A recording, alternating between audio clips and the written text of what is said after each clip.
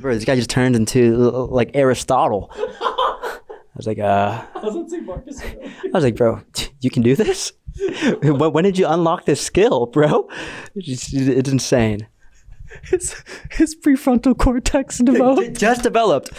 Oh fuck! I lost map 1. Like he lost the map, but he gained the frontal cortex. I'm like, oh okay, you're awesome, bro. Keep this up. Keep talking, Aristotle. Whatever you say, I'll listen, bro. Hey everyone, Stage 2 in here. I'm here with the victorious Leviatan Okeanos after that series, 3-game series. Just a whole wild day for Group Omega. But how do you feel? Avengers, the crew NRG. Like I don't know who to. Regardless of who won, it, like affected us a lot. If crew won and we won today, we would have been first seed. If NRG won, we're solidified at playoffs, but we could be 2, 3, or 4. So big crazy day. I think the best 4 teams in our group definitely played today. Yeah. The group of death, bro. Actually, the group of death. Nah, truthfully, I mean, what was this whole? You come in from M80, you're coming over, first split, you see this group, and then you're actually going through it. Like, how was your rookie regular season? I mean, my rookie, to be honest, like, I didn't really care about the opponents because at the end of the day, it's like, I've been scrimming against these guys for the past 2 years, right? Yeah, I got you. But at the same time, it's like, dude, give me a break, bro. Give me like a 2G or a Furia. No disrespect, but like, you know, I have MIBR with Ass Pass, Loud with a new core with Pincata. Yeah. I have NRG who's NRG, Yeah. Crew who's Crew who's never missed the champs. And now 2 Asian kids from M80 just pop in.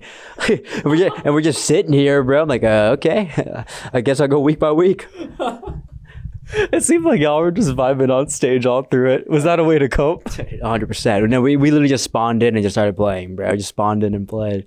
I mean, yeah, really, I think our hardest loss was definitely the Loud game. That really woke us up because we came in this group saying like, okay, we're considered top dog, right? And now like we're second seed, so we proved it. But at the end of the day, it's just like, dude, Jesus, bro. The actual group of death, playing the Hunger Games every week. Yeah. It's too hard. Yeah, I remember seeing you after that Loud series. You just look phased out. You're like, oh my God, I can't believe that just happened. Yeah, because like the only reason I was like that, I was like, bro, Loud is one of the weaker teams in our group. I mean, now we have to play everyone else. But at the same time, after that Loud loss, it's like, I feel like in Group Omega, we're the only team that's consistently improving. Yeah. Right? And like every week we're showing a different version of ourselves. And I don't know, if it gets to map 3, we've been dominating map 3s. Yeah. Because I think we're a really strong momentum-based team. And like you can tell because like especially if we win map 2, it's just over for map 3. In that momentum aspect, is that more so just things that naturally come to y'all, or is that something that the team's been working on for those moments? I think it naturally comes to us, and over time, like every team has a certain play style, right? And we are one of the slower defaulty teams, and you know it's like finding clues. Like map 1, we got dominated, but regardless of the score, we found out how they like to play based off of tendencies from map 1, right? Mm-hmm. So we have to just apply that, and by 3rd map, we just know what everything they're gonna do. Yeah, I got you. Something I also wanted to ask you is I spoke with Mata a little, maybe after their series, and he was talking about how he went up to Sato and gave him a little pep talk and almost was begging him like, "Hey, please win." Did you see that? What happened there? I didn't see the pep talk, but when Mata came up to everyone, he was like, "Where's Sato? Where's Sato?" I'm glad he actually gave him the pep talk.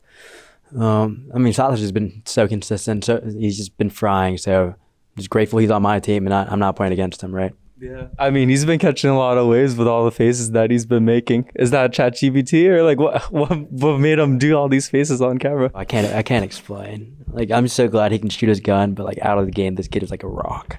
Like during practice, he doesn't shut up. So yeah, he's like a young kid. He's 18. So like, you know, he's just like expressing himself. Yeah.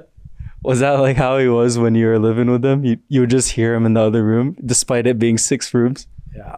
Well, Sato and I were always like next to each, we were same desk.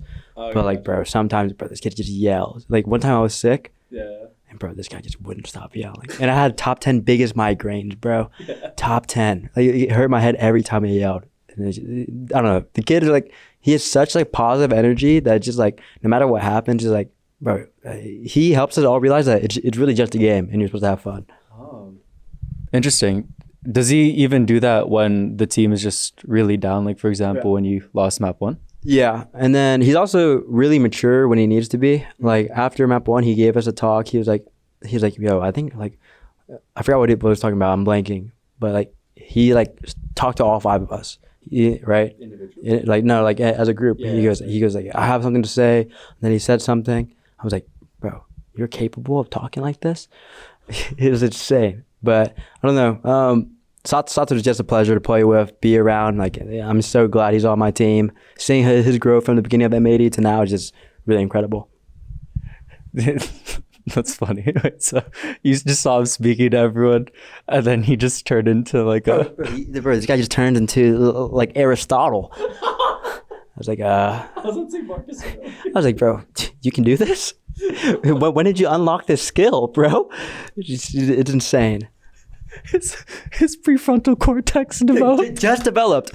Oh fuck! I lost map 1. Like he lost the map, but he gained the frontal cortex. I'm like, oh okay. You're awesome, bro. Keep this up. Keep talking, Aristotle. Whatever you say, I'll listen, bro. He's like, after that loss, he pulled out Socrates and shit. No, it's like genuinely he's got awakened. But I love the kid. I love the team. I feel like we're still gonna keep improving. Yeah. So. I mean, honestly, this team just seems like it's just fun vibes. I mean, I spoke to Tex and we're talking about backwards hats for 8 minutes and stuff like. Like, are y'all still doing that thing where you're staying at the office till 2 a.m. just practicing vibing with each other? Yeah. Talk to me about the atmosphere there.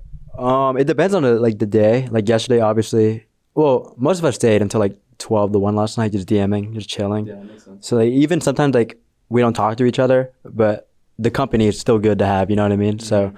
So genuinely, this team's like a genuine brotherhood. I talked about it on the Brazilian broadcast. It's just like comparing this team's vibes to like just every other team, because like. I feel like some teams just show up and it's like a work environment, right? Yeah. They forget to have fun. And like, at the end of the day, like esports is always revolving.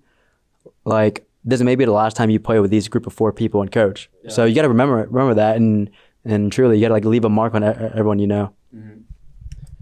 You know, it's actually really interesting because if you had lost, and obviously would have depended on how MIBR Loud had went, there's a possibility that this could have been the last match. Was that something that was just weighing on your mind? I think it would have depended on the outcome, right? The NRG game was like a relief. Like, okay, we're in playoffs.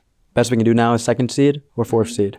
Let's just try everything we can to get the 2nd seed, so we don't start in the lower bracket. Yeah. So I think if like Crew won, we had the chance to get 1 seed, which because it's like a double-edged sword. Crew wins. We have to risk a BO3. If we win, we're 1 seed. If we lose, it depends on MIBR and Loud. Yeah. So at the end of the day, it's just like Energy helped us out. We helped Energy out. Like I saw on Twitter, like we're both orgs are like dapping each other up, happy. Yeah. So like that's a good thing. Yeah, and that's what you're gonna do after this interview. You're gonna farm with them. Of course. Like on the Brazilian broadcast, like they were like, "You have anything to say about the Brazilian fans?" I was like, "My bad, Loud. My bad. I just ruined your season." Yeah, I'm sorry. I ruined Sunday's match. Sorry. It's just like the dumpster battle now, guys. Have fun. MIBR's best thing is playing for champs points. Loud is just playing just to play. No, it's true. Well, let's actually talk about the playoffs now, because it's going to be really interesting. Because you're in a position where I think you can technically still qualify through points in a way if like MIBR doesn't get that 9th point, and then you get 3rd. Yeah. But like, what's your mindset going for playoffs? Is everyone just like finals or bust? Like, what's the mindset? I wouldn't say finals or bust. At the same time, we're gonna still keep the same mentality we've had like this entire season, 1 week at a time.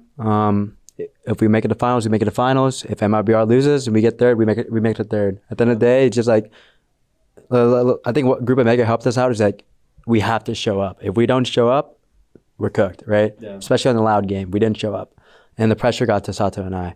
But generally, 1 game at a time, and at the end of the day, it's just like if you're a chance-winning team, you're gonna beat every team regardless, right? So that's just our mentality on it. Yeah. And final question, out of just genuine curiosity, it's gonna be your possible opponents for that first match will either be G2 or Cloud9. Is there one that you feel like you're likely going to face, or one that you're? It's the loser, correct?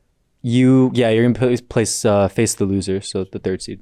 Probably C9. I think we'll play C9. We've been I mean, both teams we've been scrimming both of them a lot because they're across our group. Yeah. So we both understand how they play. Depending on who plays tomorrow, like say LEV plays tomorrow, I think GT is gonna win. But at the same time, C9 with Oxy, like I feel like they're in the same situation as us. Oxy and Sato, whoever shows up that day shows up. That's true. Right. So I would want to play C9. Last time I played Oxy was 3 years ago in Challengers. Yeah. So, and I did not win that game. So I definitely want to get back on that. G2, I'll see them in like the finals, regardless. Awesome. Okay, appreciate your time. Thank you. Of course. Take care. Second seed, brother. For shit.